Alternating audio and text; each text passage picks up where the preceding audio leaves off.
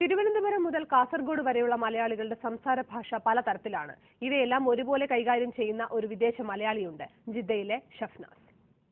സംസാരം കേട്ടാൽ ഷഫ്നാസ് ഏത് ജില്ലക്കാരനാണെന്ന് തിരിച്ചറിയാൻ പ്രയാസമാകും. കാസർഗോഡ് മുതൽ തിരുവനന്തപുരം വരെയുള്ള സംസാര ശൈലികളെല്ലാം അനായാസം കൈകാര്യം ചെയ്യുന്നു എന്നതാണ് ഷഫ്നാസിനെ വ്യത്യസ്തനാക്കുന്നത്. പെണ്ണായാലും ശരി, പോത്തായാലും ശരി, പെർഫോമൻസിലാണ് വില. ഐശ്വര്യ റോയ് നമ്മുടെ അടുക്കളയിലെ ജാനുവും പെണ്ണ് തന്നെ. കേരളത്തിൽ അച്ചടി ഭാഷ സംസാരിക്കുന്ന കൊല്ലത്തുകാരാണെന്നുള്ള സംശയം എന്തുവാ? നിങ്ങൾ ഏഷ്യാനെറ്റ് ന്യൂസ് കാണാറില്ലേ? അത് തന്നെയാണ് കൊല്ലം ഭാഷ. പത്തനംതിട്ട ദോണ്ട് നിൽക്കുന്നുണ്ടോ?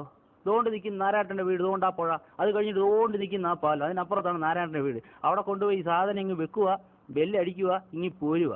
ഇതൊക്കെ എന്നാ കപ്പയാടാ? കപ്പയൊക്കെ അങ്ങ് പാലായില്ലല്ലയോ? നമ്മുടെ മരുമോന്റെ പറമ്പിലെ കപ്പയല്ലയോ കപ്പ? ഞാൻ അങ്ങാട് പറയുമ്പോൾ ചേട്ടൻ ഇങ്ങാട് ചോദിച്ചു കഴിഞ്ഞാൽ ഞാൻ എന്താ ചെയ്യുക? ചേട്ടൻ ന്യായീകരിക്കേണ്ട ഇട്ടില്ല പണി നമ്മ കൊച്ചിക്കാരാ. പുതിയ നമ്പരൊക്കെ ഉണ്ടാ? പുതിയത് വല്ലതും വേണം ചോദിച്ചോട്ടെ. നമ്മുടെ കയ്യിലുണ്ടാവുന്ന സ്റ്റോക്ക് ഉണ്ട്. ഈ ലെഫ്റ്റ് ഹാൻഡ് തിരിഞ്ഞ ഒരു റൗണ്ടാണ്. അവിടുന്ന് റൗണ്ട് ചെയ്യുമ്പോൾ കാണാൻ ഷട്ടൽ സ്റ്റാൻഡ്. ജോസെ ഷൺമുഖന്റെ ക്രാവത അവിടെ കളിക്കണേ, നീ ഇവിടെ കൂടിക്കോട്ടറാ.